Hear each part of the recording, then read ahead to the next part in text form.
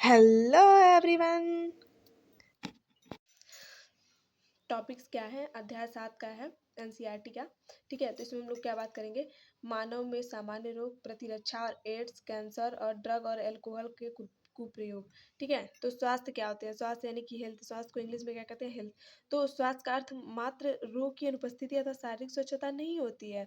इसे पूर्ण रूपेण शारीरिक, मानसिक और सामाजिक स्वास्थ्य के रूप में परिभाषित किया जा सकता है। ठीक है, जब लोग स्वस्थ होते हैं, यानी कि आप लोग जब स्वस्थ रहेंगे तो अपने काम को अधिक सक्षम होकर करेंगे। तो ठीक उसी तरह जब लोग स्वस्थ होते हैं तो वे अपने काम को अधिक सक्षम होकर करते हैं। सक्षम काम में अधिक सक्षम होते हैं। तो स्वस्थ रहने के लिए संतुलित आहार, नियमित व्यायाम, व्यक्तिगत स्वच्छता होनी चाहिए। रोग क्या होते हैं, यानी कि डिजीज क्या होते हैं? तो विदाउट कंफर्ट, यानी कि बिना आराम होता है। जब एक व्यक्ति में एक या एक से अधिक अंगों का प्रतिकूल प्रभाव पड़ता है और उनके बीच लक्षणों का प्रकट होता है तो हम स्वस्थ नहीं है। तो इसका मतलब हम लोग क्या कहेंगे कि हम स्वस्थ नहीं है, अर्थात रोग है हमारे अंदर।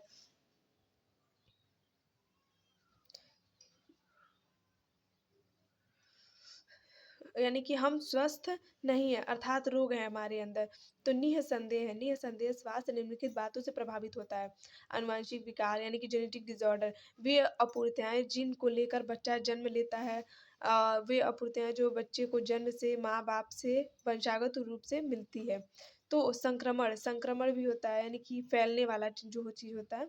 तो हमारी जीवन शैली कैसी है? जिसमें जो खाना हम खाते हैं और पानी हम पीते हैं, जो विश्राम हम शरीर को देते हैं, जो व्यायाम हम करते हैं, जो स्वभाव हमारे भीतर और जिनकी इससे कमी से हमें क्या होती है, आदि शामिल है। तो रोग क्या होते हैं? रोग दो प्रकार के होते हैं, एक संक्रामक रोग, एक असंक्रामक रोग। संक्रामक रोग को हम लोग क्या कहते हैं? इन्फेक्टियस डिसीजेस कहते हैं। असंक्रामक को नॉन इन्फेक्टियस डिजीज। ठीक है, तो संक्रामक रोग में क्या होता है? एक व्यक्ति दूसरे व्यक्ति में जो ऐसे रोग होते हैं जो एक व्यक्ति से दूसरे व्यक्ति में फैलता हो, उसे हम लोग क्या कहते हैं? संक्रामक रोग। जैसे कि एड्स हो गया, जुकाम हो गया। और असंक्रामक रोग में क्या होता है? असंक्रामक एक व्यक्ति से दूसरे व्यक्ति में नहीं फैलता है, जैसे कि कैंसर हो गया, मधुमेह हो गया, हार्ट डिसीज हो गया, आर्टिज हो गया। ठीक है, तो रोगजनक क्या होते हैं? रोगजनक क्या होता है? यानी कि पैथोजन, जिसके कारण रोग पैदा होता है। यानी कि एग्जाम्पल के तौर पे जीवाणु, विषाणु, कवक, प्रोटोजोआन, कृमि। तो जीवाणु को हम लोग बैक्टीरिया, वायरस, कवक को फंजाई, प्रोटोजोआ को प्रोटोजोआई कहते हैं, कृमि को हेलमिंथेस कहते हैं इंग्लिश में। ठीक है, तो टाइफाइड क्या होता है? टाइफाइड एक जीवाणु जनित रोग है। जीवाणु जनित यानी कि बैक्टीरियल डिजीज है। तो जीवाणु क्या होते हैं? जीवाणु कौन सा है? तो साल्मोनेला टाइफी के कारण होता है, दूषित जल व भोजन के कारण फैलता है। ठीक है, और प्रभावित अंग क्या होता है? इसमें छोटी आंत प्रभावित होती है। तो इसमें कौन सा टेस्ट होता है? जब अगर हम लोग टाइफाइड की अगर टेस्ट करें तो उसके लिए हम लोग क्या देखते हैं? तो उसके लिए हमें क्या कराना पड़ता है? विडाल टेस्ट कराना पड़ता है। लक्षण क्या है? तो उच्च ज्वर होगा, 103 से 104 डिग्री फ़ारेनहाइट तक बुखार रहता है, पेट में दर्द होगा, भूख न लगना, कब्ज होगा, कमजोरी हो सकती है, सिर दर्द भी हो सकता है, गंभीर परिस्थिति में मृत्यु भी हो सकती है, क्योंकि छोटी आंत में छेद हो जाता है, उसके कारण मृत्यु होती है। ठीक है, तो निमोनिया क्या होता है? जीवाणु जनित रोग है, जिसमें कौन सा जीवाणु होता है? स्टेप्टोकोकस निमोनिया या हीमोफिल्स इन्फ्लुएंजी होती है। तो प्रभावित अंग क्या है? तो प्रभावित अंग में क्या होता है? फेफड़े का वायुकोष्ठ या वायुकुपी क्या होती है? कैसे फैलता है? तो संक्रमित व्यक्ति द्वारा इस्तेमाल की गई वस्तुओं द्वारा, यानी कि ड्रॉपलेट्स द्वारा होता है। लक्षण क्या होते हैं? बुखार होता है ठिठुरन के साथ, कफ, खांसी, सिर दर्द। फिर उसके बाद क्या होगा? होंठ, नाखून का रंग जो होगा ग्रे से क्या हो जाएगा? नीला हो जाता है। उसके बाद क्या होता है? अतिसार या पेचिश, जिसे हम लोग क्या कहते हैं? सिगलोसिस भी कहते हैं। तो सिगलोसिस जो होता है, सिगलोसिस डिसेंट्रियाई के द्वारा होता है। इसमें क्या होगा? पेट दर्द होगा, मल के साथ श्लेष्मा व रक्त का आना। तो फीकल ओरल मार्ग द्वारा प्रसारित होता है। तो हम लोग अगर याद करें तो अतिसार, पेचिश, सिक्लोसिस यानी कि सिगेला डिसेंट्रियाई, इसी के नाम से दिया है। सिगेला डिसेंट्रियाई पेट दर्द होगा, मल के साथ श्लेष्मा यानी कि म्यूकस टाइप पदार्थ निकलता है। ठीक है, चिपचिपा सा। व रक्त आना, मल यानी कि एनस के द्वारा जो निकलता है, ठीक है, फीकल ओरल मार्ग द्वारा प्रसारित होता है। तो प्लेग क्या होता है? प्लेग यानी कि यार्सीनिया पेस्टिस, यानी कि प्लेग जो होता है, प्लेग बीमारी, वो यार्सीनिया पेस्टिस यानी कि सीओ एक्जियो एक्जियोफाइशेला, ठीक है, चियोपीज रेड फ्लू का परजीवी यानी कि चूहों का परजीवी होता है। तो यानी कि अब लोग हमें याद करना है, तो उसके लिए क्या करेंगे, तो जैसे कि चूहा बहुत तेज दौड़ता है, तो यानी कि यार्सीनिया पेस्टिस, जल्दी पकड़ो, प्लेग यानी कि बीमारी के लिए, ठीक है, तो यार्सीनिया पेस्टिस हो जाएगा। तीव्र ज्वर होता है, सिर दर्द होता है, बगल की गिल्टियों में का सूजन आ जाता है, सूज जाना, ठीक है। कंठ रोहड़ी या डिप्थीरिया, कंठ रोहड़ी का वैसे ही पता चल रहा है, यानी कि जो हम लोगों का वोकल बॉक्स होता है, वोकल बॉक्स यानी कि जो हम लोग का साउंड बॉक्स होता है, उसी को वहाँ पे कोई वो हो जाता है, कंट्रोइडी या डिप्थीरिया, यानी कि कार्नी बैक्टीरियम डिप्थीरी जो होता है कंट्रोइडी या डिप्थीरिया का बैक्टीरिया बैक्टीरिया यानी कि जीवाणु है। तो जो इस बीमारी को फैलाता है। तो तीव्र ज्वर होगा, गले के प्रभावित होने से श्वसन में बाधा हो जाएगी। जांच क्या होता है, तो इसमें सिकल टेस्ट होता है, सिक टेस्ट होता है, सिक टेस्ट, सॉरी सिकल नहीं, सिक टेस्ट होता है। तो टिटनस, टिटनस जो होता है, क्लोस्ट्रीडियम टिटनी होता है, क्लोस्ट्रीडियम टिटनी की वजह से टिटनस बीमारी होती है, यानी कि जबड़ों का नॉक खुलना, यानी कि लॉक जॉ हो जाता है, शरीर में झटके लगना, बेहोशी, आफिस्थोटोनस होता है, राइनस होता है, राइनस सार्डोनिक्स होता है, चेहरे की पेशियों की स्ट्रेचिंग आ जाती है। कुछ अन्य जीवाणु जनित रोग जैसे तपेदिक है, क्षय रोग यानी कि ट्यूबरक्लोसिस है, टीबी यानी कि काली खांसी, कुकुर खांसी यानी कि वुफिंग कफ हो गया, हैजा यानी कि कॉलरा हो गया, कोढ़ या कुष्ठ रोग यानी कि लेप्रोसी हो गया क्या। जुकाम, जुकाम जो होता है जिसे हम लोग क्या कहते हैं, कॉमन कोल्ड, यानी कि विषाणु जनित रोग होता है, जिसको हम लोग क्या कहते हैं, रोगजनक क्या है, तो राइनो वायरस, ठीक है। प्रभावित अंग तो श्वसन अंग का नासा मार्ग होता है, ये नासा मार्ग होता है, ठीक है। तो इसमें क्या है, ये फेफड़ों को प्रभावित नहीं करता है, लेकिन जो हम लोगों ने पढ़ा निमोनिया, वो क्या करता है, वो फेफड़ों को प्रभावित करता है, ठीक है, लेकिन जुकाम ये फेफड़ों को प्रभावित नहीं करता है। लक्षण क्या है, सॉर थ्रोट, गले के खराश, गले में खराश, ठीक है, फटी फटी आवाज़ आना, नाक बहती है, 3 से 7 दिन में ठीक हो जाती है, ठीक है। उसके बाद क्या आता है, चिकनगुनिया, चिकनगुनिया क्या होता है, चिकनगुनिया विषाणु के द्वारा फैलता है, वो भी एक बीमारी है, ठीक है। उसके बाद क्या होता है, वाहक क्या होता है, एंडीज एजिप्टियाई मच्छर, ठीक है। एस आरएनए का मतलब होता है सिंगल स्टैंडर्ड आरएनए होते हैं चिकनगुनिया विषाणु जो होते हैं, ठीक है। तो इसमें क्या होता है, वाहक हम लोगों ने बात किया है, एडीज एजिप्टियाई मच्छर होता है, इसमें भी एडीज एजिप्टियाई मच्छर दिया है, ठीक है। तो बुखार होगा, जोड़ों में दर्द होगा, लचका ग्रंथियों में सूजन आ जाएगी, ठीक है। उसके बाद डेंगू बुखार यानी कि हड्डी तोड़ बुखार भी इसको कहते हैं, तो फ्लेवी आर्बो वायरस की वजह से होता है। वहाँ क्या होती है, एडीज एजिप्टियाई मच्छर होती है, बुखार होगा, तीव्र लालात की फ्रंटल सिर दर्द होगा, यानी कि सिर के आगे वाले शिरे में दर्द होता है, पेशियों और जोड़ों में दर्द होगा, नाक और मुंह व मसूड़ों में रक्त का बहाव होगा, ठीक है। अब कुछ अन्य विषाणु जनित रोग जैसे कि पोलियो या पोलियोमाइलिटीज हो गया, ठीक है, इन्फ्लुएंजा, रोमांटिक या खसरा यानी कि मिजल्स हो गया, चिकन पॉक्स हो गया, मम्स हो गया, रेबीज हो गया, सार्स सार्स हो गया यानी कि सर्व एक्यूट रिस्पायरेटरी सिंड्रोम हो गया, यानी कि स्वाइन फ्लू हो गया, कोविड-19 हो गया, इबोला हो गया, ठीक है। उसके बाद क्या होगा, मलेरिया, मलेरिया क्या होते हैं, मलेरिया जो होते हैं प्रोटोजोआ जनित रोग होते हैं, ठीक है, प्लाज्मोडियम के कारण होता है। वाहक क्या होती है, मादा एनोफिलीज मच्छर होती हैं।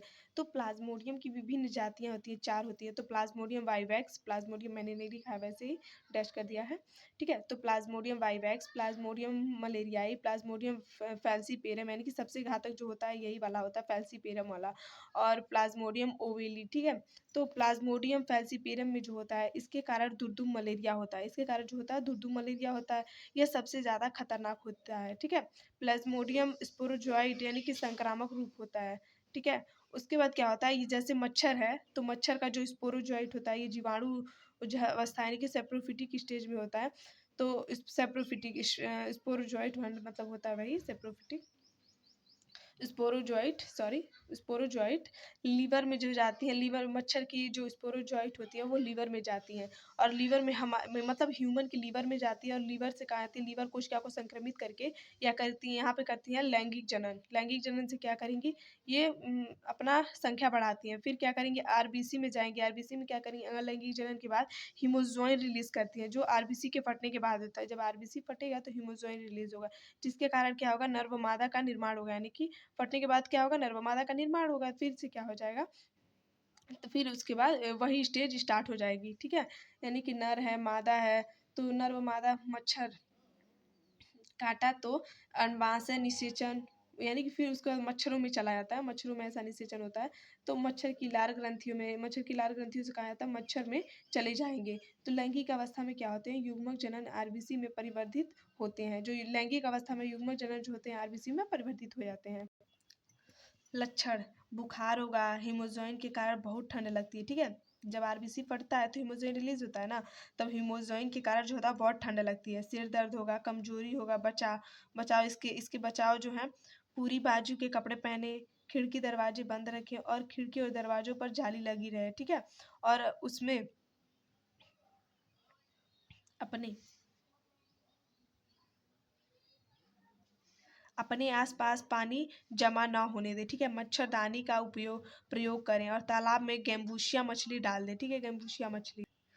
पानी में गेम्बूसिया मछली डालने से क्या होगा, तो गेम्बूसिया मछली जो होती है मच्छर के लार्वा को खाकर खत्म कर देती है, यानी कि जो मच्छर अपना बेबी देती है, मतलब जो अंडा देता है, मच्छर जो अंडा देती है उसको मार के खा जाता है वो, ठीक है। मतलब पानी की सतह पे जो दिया रहता है ऐसे ऐसे एक टाइप का होता है, ठीक है, उसको मार के खा जाता है गम्बूशा मछली। तो अमीबिएसिस, अमीबा अतिसार होता है, तो इससे क्या होता है, एंट अमीबा हिस्टोलाइटिका, यानी कि लक्षण क्या होते हैं, बड़ी आंत्र का परजीवी इसे कहते हैं। ये जो अमीबिएसिस होती है, ये क्वेश्चन पूछी जाती है नीट में, ठीक है।